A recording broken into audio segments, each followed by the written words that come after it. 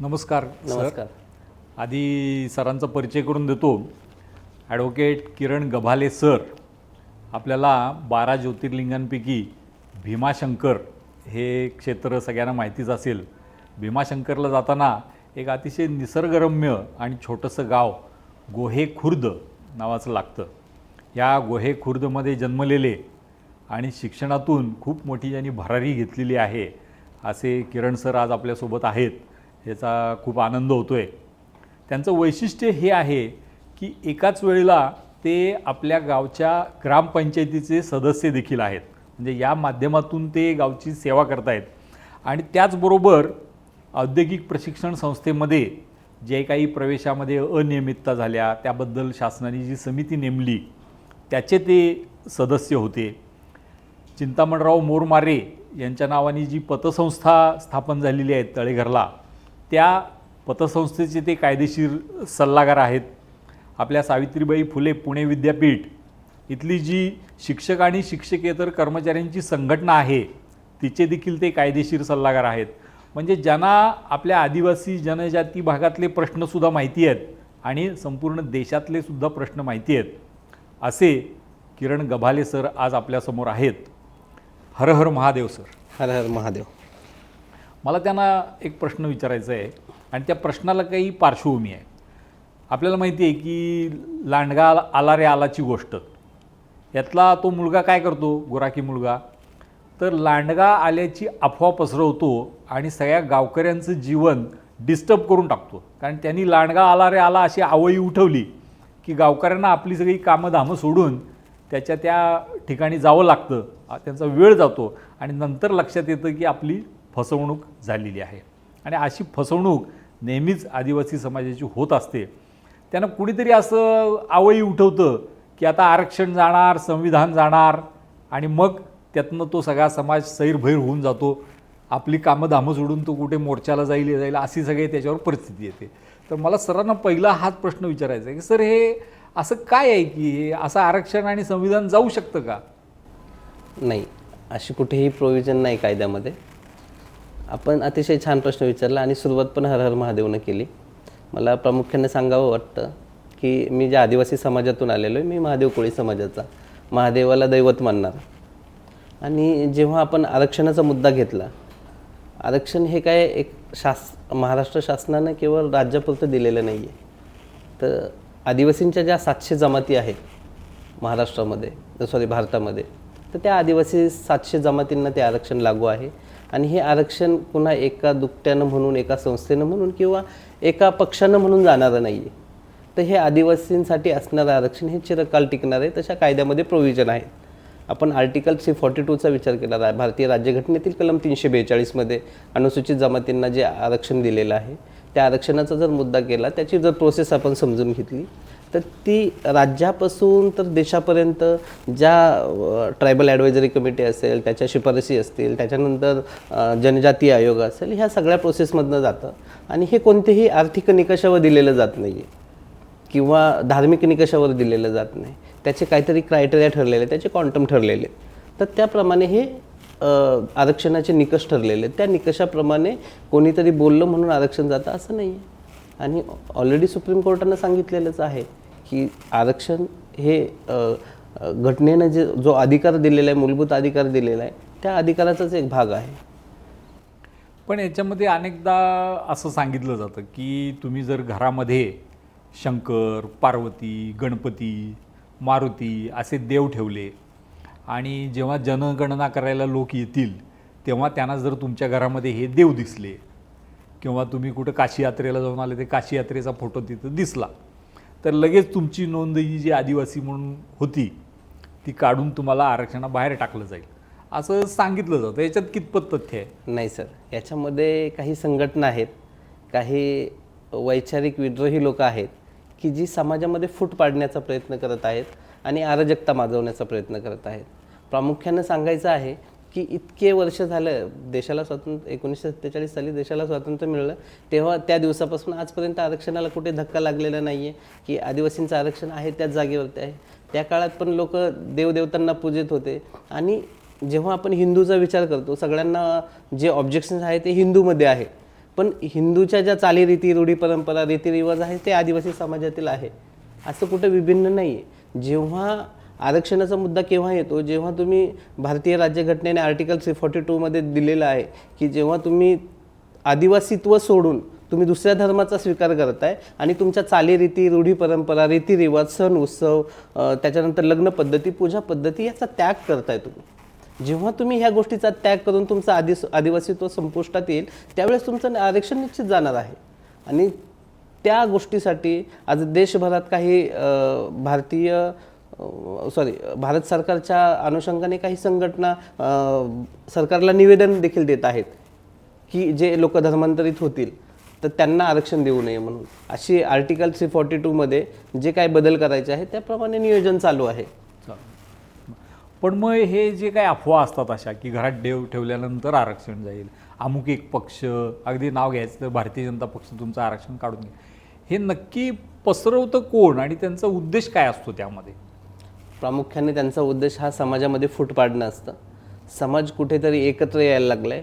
ज्याप्रमाणे schedule caste समाज हा एका डॉक्टर बाबासाहेब आंबेडकरांच्या अजेंड्याखाली एकत्र आहे, तसं आदिवासी समाजाचा असा कोणताही चेहरामोहरा नाही आहे. आदिवासी समाजाला ऐतिहासिक पार्श्वभूमी आहे, क्रांतिकारकांचा इतिहास आहे, पण त्या अजेंड्याखाली येत नाही आहेत. जर आपण बिरसा मुंडांचे जर विचार बघितले तर त्या विचारांची संघटना आहे, पण बिरसा मुंडांचे विचार शिक्षण क्षेत्रात होते. कुठे आज ज्या संघटना काम करतात ते कुठे त्या विचारांना घेऊन काम करतात?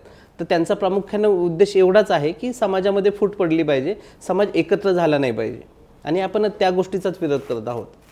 आपल्याला देशामध्ये असं दिसतं की देशातला जो घटक आहे त्यांचा शासनावरचा विश्वास उडावा, म्हणजे एक साधारण अराजक असा जो याला शब्द, अनागोंदी असा शब्द वापरला जातो.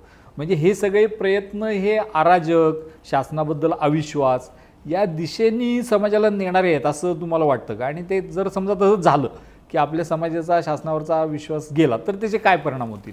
नाही, शासनावरचा विश्वास गेला तर आपल्याला ज्या काही मिळणाऱ्या शासकीय योजना असतील किंवा जी पुढची प्रगती असेल ती निश्चितच. जर आपण स्वातंत्र्यपूर्व कालखंडात आदिवासींची परिस्थिती पाहिली आणि आजची पाहिली तर आदिवासी प्रगल्भतेकडे वाटचाल करत आहेत. म्हणजे शिक्षण क्षेत्र असेल, आरोग्य क्षेत्र असेल, शेती क्षेत्र असेल. शेतीचं उदाहरण द्यायचं झालं तर पुणे जिल्ह्यातील भीमाशंकरच्या पायथ्याशी अशा काही शेतकऱ्यांची नावं सांगेल मी. निवृत्ती गावरे असतील किंवा शांताराम लोहकरे असेल किंवा एक दांगड साहेब म्हणून आहेत, वेगवेगळ्या प्रकारची शेती फुलवतात, जो आपण कधी विचारही केला नव्हता. आम्ही फक्त वाई आणि महाबळेश्वर इकडेच बघायचो की स्ट्रॉबेरीची शेती व्हायची. आज भीमाशंकरच्या परिसरामध्ये त्या शेतीला डिमांड आहे, त्याप्रमाणे शेतकरी होत आहेत. हा सगळा सरकारने अतिशय उत्तम पद्धतीने नियोजन करून आंबेगाव तालुक्यातले जे काही कृषी अधिकारी असतील त्यांच्यामार्फत त्यांनी केलेले प्रयत्न हाच या मागचा सार दिसतोय. म्हणजे आपण असं कुठेच म्हणू शकत नाही आहे की सरकारला विरोध केला तर आपली प्रगती खुंटते. उलट मी तर म्हणेल की सरकार आज भाजप सरकार आहे. भाजप सरकार अतिशय उत्कृष्ट अशा योजना देते. सरकार शेतकऱ्यांना, विद्यार्थ्यांना, गृहिणींना वेगवेगळ्या प्रकारचं काम देते हाताला, त्याचप्रमाणे वेगवेगळे शिकण्यासाठी मदत करते. तर ही अतिशय चांगली बाब आहे. आता जेव्हा भारतामध्ये सगळीकडं ऑनलाईन सुरू झालं ना की सरकारचे सगळे फॉर्म ऑनलाईन भरायचे, पूर्वी हाताने सगळे फॉर्म भरायचे आणि नेऊन द्यायला लागायचे, एखाद्याला घरकुल घ्यायचे, काय घ्यायचे, तर त्याबाबत एक असं विरोधाचा सूर आला होता की अरे आपल्याकडे कुठे इंटरनेट आहे, आपल्या लोकांना कुठं इंटरनेटची माहिती कुठे आहे, ते सगळं कम्प्युटर काय आपल्याकडं आदिवासी लोकांकडे घरोघरी काय कम्प्युटर आहेत का? म्हणजे सरकारने कुठंतरी हे आदिवासी समाजाला दडपून टाकण्यासाठी आणि बाकीच्यांचा फायदा व्हावा यासाठी हे सगळं ऑनलाईन केलं. तर आता इतके दिवस मध्ये गेल्यानंतर ते सगळं ऑनलाईन करण्याचा काय फायदा किंवा तोटा काय दिसतोय आपल्याला? नाही, माझ्या तरी मतानुसार की अतिशय आदिवासी समाजाला याचा फायदा झालेला आहे. ह्याच्यातले जे मधले एजंट होते ते कमी झाले प्रामुख्याने. जर आपण एखादी योजना घ्यायची असेल तर एखाद्या पक्षाच्या किंवा कोणीतरी मध्यस्थ व्यक्तीमार्फत आपल्याला त्या व्यवस्थेपर्यंत पोहोचायला लागायचं, त्या तहसील कार्यालयापर्यंत पोहोचायला लागायचं. तिथून फॉर्म घ्यायचे, ते फॉर्म घेतल्यानंतर ते दाखले घ्यायचे, ते दाखले घेतल्यानंतर पुन्हा सबमिट करायचे. या सगळ्या प्रोसेसमध्ये वेळ जायचा आणि पैसे त्या बँकेत पडायचे. मग कोणत्या तरी अधिकाऱ्याला हाताशी धरून ते पैसे आपल्याला काढायला लागायचे. आता इथं अशी कुठलीच व्यवस्था नाही आहे. ऑनलाईन झाल्यामुळे तुम्ही तुमचा ऑनलाईन फॉर्म भरू शकता. प्रत्येकाकडे आता घराघरात मोबाईल आलेले आहेत. तुम्ही मोबाईलवरनं फॉर्म भरू शकता. तिथनंच तुम्हाला अगदी शेताच्या बांधावरती जाऊन तुम्हाला पीक पाण्याची नोंद पण करता येते. इतक्या अतिशय उत्तम अशा सुविधा शासनानं दिलेल्या आहेत. त्यामुळं मला नाही वाटत की याच्यामध्ये कुठे नुकसान झालेले आहे. आणि आज ग्रामीण भागात आदिवासींसाठी तर वरदान ठरलेलं आहे. आज आमच्या न्यायालयीन क्षेत्रामध्ये देखील वकिलांना सगळ्या गोष्टी इझी व्हाव्यात म्हणून आमच्याकडे ऑनलाईन ई फायलिंग पण चालू झालेलं आहे. एक अजून वादाचा मुद्दा बऱ्याचदा असा लक्षात येतो की पेसा नावाचा कायदा आला, बरोबर आहे, आणि मग आमच्या गावात काय घडेल ह्याचे सगळे अधिकार आम्हाला स्वतःला आहेत. बाहेरच्या कुठल्या माणसांनी आमच्या गावात यावं, त्याला प्रवेश द्यायचा का नाही द्यायचा, सरकारी अधिकाऱ्याला सुद्धा, अगदी की काही ठिकाणी आपण अशी अनुभव ऐकले की सरकारी अधिकाऱ्यांना सुद्धा गावात प्रवेश आम्हाला विचारल्याशिवाय देता कामा नये, असे काही प्रकार असे ऐकायला मिळाले.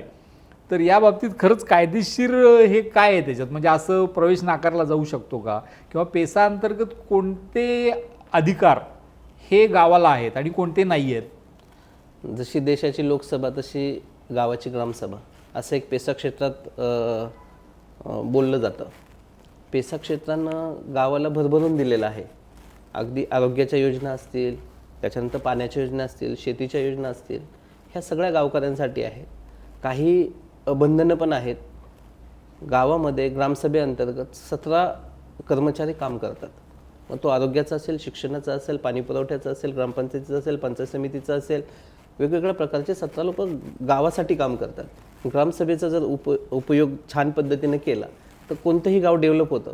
महाराष्ट्र शासनाने पहिल्यांदाच बारीपाडा म्हणून एक गाव आहे, तर तिथे ग्रामसभेचं अतिशय उत्कृष्ट असं चैताराम पवार म्हणून जे आहेत त्यांनी अतिशय उत्कृष्ट असं ग्रामसभेचं नियोजन केलं आणि पेसा कायद्याचं नियोजन केलं, वन हक्क कायद्याचं नियोजन केलं.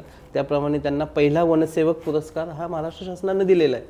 म्हणजे तुम्ही पेसा आणि वन हक्क हे 2 कायदे जर एका विशिष्ट पद्धतीने राबवले गेले तर निश्चितच गाव डेव्हलप व्हायला कितीसा वेळ लागतो असं. पण म्हणजे पेसा कायद्याचा वापर करून तुम्ही सरकारचं सहकार्य घेऊ शकता, असं तुमचं म्हणणं? आम्ही सरकारचं सहकार्य घेऊ शकतो, सरकारला गाईडलाईन्स पण देऊ शकतो. याच्या आधी सरकारला गाईडलाईन्स द्यायची कायद्यामध्ये प्रोव्हिजन नव्हती. इथं पेसा अंतर्गत आम्ही आमचे रूल्स बनवतो, आम्ही आमचे त्याप्रमाणे पॉलिसीज बनवतो आणि त्या पॉलिसी सरकार दप्तरी ठेवतो की आम्हाला या गोष्टी हव्यात, आमच्या अशा पॉलिसी आहेत, आणि मग ते अप्रुव्हलसाठी पंचायत समिती असेल किंवा वरची त्याप्रमाणे जिल्हा परिषद असेल किंवा विभागीय आयुक्त असेल त्यांच्यापर्यंत ह्या गोष्टी जातात. आणि त्या पेसामध्ये आम्हाला जर गाव मिळून जर एखादा निधी येत असेल तर तो निधी त्या वाडी वस्ती वाईज किंवा त्या पाड्या वाईज विभाजनाचे देखील प्रोव्हिजन आहे. हे सगळं गावकरी स्वतः ठरवून? हां, हे सगळं गावकरी स्वतः ठरवतात. ज्याचे 18 वर्ष वय पूर्ण आहे आणि ज्याला मतदान करण्याचा अधिकार आहे तो त्या ग्रामसभेचा सदस्य असतो. सर, हे एक ग्रामपंचायतीचे सदस्य सुद्धा आहेत आणि एक नामांकित वकील सुद्धा आहेत, त्यामुळे त्यांची या बाबतीतली जी काही मतं आहेत ती आपल्याला अतिशय चांगली मार्गदर्शक आहेत असं मला वाटतं. ह्याच्याबरोबरच एक दुसरा येणारा मुद्दा नेहमी असतो वादाचा, की आदिवासी समाजाचं जे काही भलं केलं आत्तापर्यंत ते सगळं काँग्रेसनी केलं आणि भारतीय जनता पक्ष हा आदिवासींचा पूर्ण विरोधक आहे. आदिवासींसाठी काय काम करायचं तर ते कम्युनिस्ट करतात, ते लढतात, आणि भाजप मात्र त्यांच्यावर अन्याय करतो, असं एक सर्वत्र प्रचाराचा हे दिसतो. तर तुम्ही आता एक ग्रामपंचायत सदस्य पण आहात, शहरात पण राहत आहे, वकील पण आहात, तर तुमचा या बाबतीत काय अनुभव आहे? नाही सर, म्हणजे मला कोणत्या पक्षाला विरोध करायचा नाही आहे, पण मला जेव्हापासून कळतं आणि मी वकील झाल्यानंतर मला 16 वर्ष वकिलीत झाले, तर मला एवढं दिसतं आहे की आदिवासी समाजासाठी उत्कृष्ट असे कायदे केलेले आहेत, कायद्यांमध्ये बदल केले आहेत, अमेंडमेंट केलेले आहेत. त्याचप्रमाणे आत्ता लेटेस्ट जून महिन्यामध्ये शासनानं आदिवासींसाठी एक GR काढलेलं आहे की न्यायालयीन शुल्क जे आहे तर न्यायालयीन शुल्क 5 वर्षासाठी माफ केलेलं आहे. ही अतिशय चांगली गोष्ट आहे. त्याचप्रमाणे आदिवासींना वेगवेगळ्या क्षेत्रात संधी निर्माण केलेल्या आहेत. म्हणजे आज आपण उदाहरण घेतलं तर राष्ट्रपती द्रौपदी मुर्मू जी आहेत, आज त्यांना एवढं दिलेलं आहे. 4 राज्यांचे राज्यपाल आहेत जे आदिवासी आहेत. त्याच्यानंतर जनजाती आयोगाचे अध्यक्ष आहेत ते आदिवासी आहेत. एवढंच नव्हे तर कॅगचे अध्यक्ष देखील आदिवासी आहेत. या व्यतिरिक्त आदिवासी मंत्री GL ओराम आहेत, त्यांच्या टीममध्ये, त्यांच्या मंत्रिमंडळामध्ये त्यांचे बाकीचे जे राज्यमंत्री आहेत ते आदिवासी आहेत. म्हणजे आपण जर विचार केला, राजकारण सोडून बाकीच्या ठिकाणी जरी विचार केला तर आदिवासींसाठी ह्या खूप अभिमानाच्या गोष्टी आहेत की भाजप सरकार आल्यानंतर आदिवासींमध्ये जी प्रगती झाली तर ती प्रगती वाखाणण्याजोगीच आहे. बरोबर. आज आपण बघतो की उडीसा आणि छत्तीसगड या दोन्ही ठिकाणी सुद्धा मुख्यमंत्री मोहन माझी आणि विष्णुदेव साय असे 2 मुख्यमंत्री सुद्धा आहेत आणि हे इतिहासात एक चांगली गोष्ट घडलेली आहे. म्हणजे आदिवासी समाजाला नेतृत्व करण्याची संधी, देशाचं प्रशासन चालवण्याची संधी ही या माध्यमातून मिळते आहे असं मला वाटतं. मग अशा परिस्थितीमध्ये आपले जे तरुण आहेत, जे आता शाळांमध्ये शिकत असतील, वसतिगृहांमध्ये शिकत असतील, त्यांना आपण काय मार्ग सुचवाल? बघा 2 मार्ग असतात प्रगतीचे. एक असतो संघर्ष करण्याचा, की आत्ता जी व्यवस्था आहे त्या व्यवस्थेशी संघर्ष करत राहा आणि काय आहे ते हिसकावून मिळवण्याचा प्रयत्न करा. जेव्हा सरळ मार्गाने मिळत नसतं तेव्हा आपल्याला तो मार्ग अवलंबावाच लागतो. पण आत्ता तशी परिस्थिती आहे का? म्हणजे आत्ताच्या परिस्थितीत आपला आदिवासी तरुण सहकार्याने सगळं मिळवू शकतो का संघर्षाने मिळवू शकतो? तुम्हाला काय वाटतं? नाही, ह्याच्यामध्ये कसं आहे की तुम्हाला जर डेव्हलप व्हायचं असेल, तुम्हाला यश संपादन करायचं असेल, पहिली गोष्ट तुमच्या अंगीच मेहनत पाहिजे, तुमच्या अंगी चिकाटी पाहिजे, तुमच्या अंगी कष्ट करण्याची ताकद पाहिजे, ही सर्वप्रथम. आणि तिथून पुढे सुरुवात होते की तुम्हाला शासन मदत करणार की नाही करणार. मग तुम्हाला तुमच्या वाटा निश्चित करायच्यात. मग तुम्हाला नोकरीकडे जायचं आहे की व्यवसायाकडे जायचं आहे ते तुम्ही आधीच ठरवलं पाहिजे. बरं, त्याच्यामध्ये तुम्ही नोकरीकडे जाताना तुम्हाला रिझर्वेशन आहे, तुम्हाला त्या संधी आहेत. शेवटी कुठूनही गेलं तरी तुम्हाला अभ्यास करणं आलंच. मग जेव्हा तुम्ही नोकरीचा विचार करत असताना तुम्ही तुमच्या शालेय वयापासूनच अभ्यासाला सुरुवात केली आहे. मग वेगवेगळे मार्ग असतील, MPSC असेल, UPSC असेल किंवा अनेक स्पर्धा परीक्षा असतील, त्या मार्गातनं वेगवेगळी ध्येय तुमची निश्चित केली पाहिजे आणि तिथपर्यंत पोहोचलं पाहिजे. दुसरा मार्ग एक तो व्यवसायाचा. व्यवसायामध्ये प्रचंड संधी आहेत आणि आदिवासींसारख्या संधी तर कुणालाच नाही आहे. कारण आदिवासी हा सह्याद्रीच्या दऱ्याखोऱ्यात राहणारा माणूस आहे आणि त्याला बऱ्यापैकी सगळ्या परिस्थितीची जाणीव आहे. त्यामुळं तो शेतीमध्ये वेगवेगळ्या प्रकारचे प्रयोग करू शकतो कारण त्याच्याकडं बऱ्या प्रमाणात शेती उपलब्ध आहे. जर आपण पश्चिम या भागाचा विचार केला तर पुणे, नाशिक, मावळ, आंबेगाव, खेड, जुन्नर, अकोले आणि इगतपुरी ह्या जर पश्चिम बेल्टचा जर विचार केला आपण तर ह्या भागात सगळं डोंगरदऱ्यामध्ये आपण तिथे वेगवेगळ्या प्रकारची झाडाची लागवड करू शकतो. त्याप्रमाणे आता जलजीवन मिशनसारख्या योजना आहेत की त्या आपल्याला घरापर्यंत पाणी पोचवतात. आपल्याला शिवकालीन टाक्यांची एक योजना आहे, मागेल त्याला शेततळेमध्ये योजना चालू होती. तर त्याप्रमाणे आपल्याला पाणी मिळू शकेल आणि आपण निश्चितच व्यवसायाच्या दृष्टीने एक प्रगती करू शकतो. हा झाला शेतीचा विषय. त्या संदर्भात एक छोटे छोटे लघुउद्योग त्याच्यासाठी शासन प्रयत्नशील आहे. शबरी विकास महामंडळ आहे. शबरी विकास महामंडळांतर्गत काही कर्ज प्रकरणं आपल्याला मिळतात. त्याप्रमाणे आपण व्यवसायाभिमुख होऊन लागतो किंवा आपण जर तालुका कृषी अधिकाऱ्यांना सांगितलं तर ते आपल्याला शेतीच्या काही योजना देतात. आणि कॅग संदर्भात जे आर्थिक विकास महामंडळ आहे आदिवासी, तर त्यामार्फत पण आपल्याला खूप साऱ्या उपाययोजना आहेत आणि खूप सारे व्यवसायाचे मार्ग आहेत. फक्त आपल्यात करण्याची क्षमता पाहिजे. खूप सकारात्मक आणि हे तुम्ही संदेश खरं तर मुलांना दिला आहे.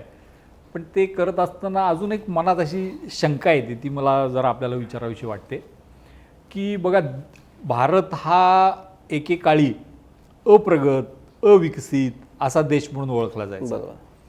आणि सतत म्हणजे आपल्याला अमुक तमुक त्यांच्याकडनं मदत घ्या, आंतरराष्ट्रीय बँकेकडनं मदत घ्या, असे प्रकार असायचे. भारताचं सोनं हे परदेशात नेऊन ठेवलं होतं, गहाण ठेवायची वेळ आपल्यावर आली होती. आणि तोच आपला देश आता आपली अशी आकांक्षा आहे की आपण 5व्या क्रमांकावर जाऊन पोचलो, जगातली 5वी आपण आर्थिक शक्ती झालो. आपली अशी आकांक्षा आहे की आपण 3री महाशक्ती व्हायचं, जगातली 3री शक्ती व्हायचं. तर हे सगळं करताना जो शहरी समाज आहे त्यालासुद्धा कधी कधी हा ही गती आपल्याला गाठता येईल का नाही अशी शंका शहरातल्या सुद्धा काही तरुणांना येते. तर मग आपला जो आदिवासी तरुण आहे तो ही गती गाठू शकेल का? म्हणजे देशाची प्रगती ज्या पद्धतीने होती आहे त्या प्रगतीचा वेग आपला आदिवासी तरुण सुद्धा गाठू शकेल का? तुम्हाला काय वाटतं? हो, निश्चितच. का नाही. आपण जर विचार केला तर आज मोबाईलमुळं सगळं जग जोडलं गेलेलं आहे. मोबाईलचे ज्या प्रमाणात तोटे आहेत त्याप्रमाणे फायदे देखील आहेत. आणि आपण विचार केला तर आदिवासी तरुण हा झपाट्याने भरारी घेत आहे. म्हणजे आत्तामध्येच आपण बघितलं की एक को पायलट एक मुलगी झालेली आहे. वंदे भारतची एक चालक म्हणून एक मुलगी गेलेली आहे. म्हणजे आदिवासी क्षेत्रात वेगवेगळ्या ठिकाणाहून वेगवेगळ्या भागातली लोक ही त्या त्या क्षेत्रात प्रगती करत आहेत. मला वाटतं माझेच एक चुलते आहेत रमेश गव्हाले, ते देखील DRDOमध्ये सायंटिस्ट आहेत. तर असं आपण कधीच म्हणू शकत नाही की भारत महासत्ता होत असताना, आर्थिक महासत्ता होत असताना आदिवासी प्रगती करणार नाही. कारण ज्या गोष्टी दळणवळणाची सुखसोयी असतील त्या आपल्या वाडी वस्तीपर्यंत, पाड्यापर्यंत येऊन पोचलेल्या आहेत. त्यामुळं दळणवळणाचं साहित्य, इंटरनेटचं जाळं, याच्यामुळं फक्त कष्ट करण्याची एवढी एक भावना फक्त मनात असली की आदिवासी आपोआप प्रगतीशील पथावरती जाईल. आपण जिथून ह्या गप्पा गोष्टींना आपल्याला सुरुवात केली होती त्या लांडग्यावर आपण एकदा परत येऊ शेवटी. कारण माणूस जेव्हा प्रगती करत असतो तेव्हा त्याला त्या प्रगतीपासून रोखण्यासाठी, त्याची दिशाभूल करण्यासाठी असे लांडगे येतच असतात. आणि त्या लांडग्याला घाबरून लांडगा आला रे आले करणारी काही मुलंसुद्धा असतात. तर अशा मुलांना आणि लांडग्यांना तुम्ही काय सांगाल? नाही, आदिवासींची एकजूट तोडण्याचा कोणीही प्रयत्न करू नका. पहिली गोष्ट, आदिवासींना रक्तरंजित इतिहास आहे. ज्या इतिहासानं नोंद घेतली नाहीत असे क्रांतिकारक आज आदिवासींमधून आहेत. म्हणजे आपण 1857ची लढाई म्हणतो, पण त्याच्या आधी आदिवासींनी इंग्रजांसोबत लढाई केलेली आहे. ह्याचे ज्वलंत उदाहरण आता महाराष्ट्र शासनाने आदिवासी क्रांतिकारक सप्ताह जो घेतला, भारत सरकारने, तर त्याच्यामध्ये आपल्याला दिसून आलेले आहे. भारतातील वेगवेगळ्या जमातीतील वेगवेगळ्या क्रांतिकारकांनी देशासाठी मोलाचं योगदान दिलेलं आहे. त्याची इतिहासानं नोंद घेतली गेली नाही. मात्र या सरकारनं, या भारत सरकारनं यावर्षी ती नोंद घेतली गेली आणि वेगवेगळ्या विद्यापीठांमधून हे कार्यक्रम, आदिवासी क्रांतिकारकांचे कार्यक्रम चालू केले. म्हणजे ही अतिशय अभिमानास्पद गोष्ट आहे. त्यामुळं असं कधीही कोणी म्हटलं नाही पाहिजे की आदिवासी हा डेव्हलप होऊ शकत नाही किंवा एकत्र येऊ शकत नाही. त्या एका अजेंड्याखाली तो एकत्र येऊ शकतो आणि त्याच्याकडं ऑलरेडी तो इतिहास आहे. बरं. त्यामुळं असं कधीच होणार नाही आहे की आदिवासींना कोणीतरी एका काय म्हणतात त्याला की लढवण्याचा प्रयत्न करेल किंवा वेगळ्या बाजूला सारण्याचा प्रयत्न केला, असं कधीच होणार नाही. आज देशामध्ये जेव्हा अराजक माजवणं, फूट पाडणं ह्याची कारस्थानं सगळीकडे सुरू आहेत, त्यामध्ये आपण आत्ता ज्या काही गप्पा गोष्टी केल्या या मला असं वाटतं की आपल्या सगळ्या तरुणांना चांगली दिशा देणारे आहेत. आणि त्याचबरोबर तुम्ही आत्ता बोलताना असे अनेक मुद्दे त्याच्यामध्ये दिलेले आहेत, धागे दिलेले आहेत की खरं तर ज्या विषयांवर आपण नंतर अजून कधीतरी एकदा भेटून पुन्हा ह्या विषयावर चर्चा करायला पाहिजे. मला असं वाटतं ज्यामध्ये भगवान बिरसा मुंडांच्या चरित्राबद्दल आपण सांगितलं, सह्याद्रीमध्ये ज्या संधी आहेत त्या सगळ्या संधींबद्दल आपण सांगितलं, ऑनलाईन जे काही सगळे झालेलं आहे त्याचे फायदे किती झालेले आहेत हे सगळं आपण सांगितलं. हे सगळं आपण आजच्या एका गप्पा गोष्टीमध्ये केलं तरी ते सगळं थोड्या थोड्या वेळात झालेलं आहे. त्यामुळे मी तुम्हाला नक्कीच अशी विनंती करेन की पुन्हा आपण ह्या इथले जे एक एक मुद्दे आहेत ना त्यांची चर्चा करण्यासाठी आपण पुन्हा एकदा असंच भेटूया आणि याच्यावर अधिक चर्चा करूया. हर हर महादेव. हर हर महादेव.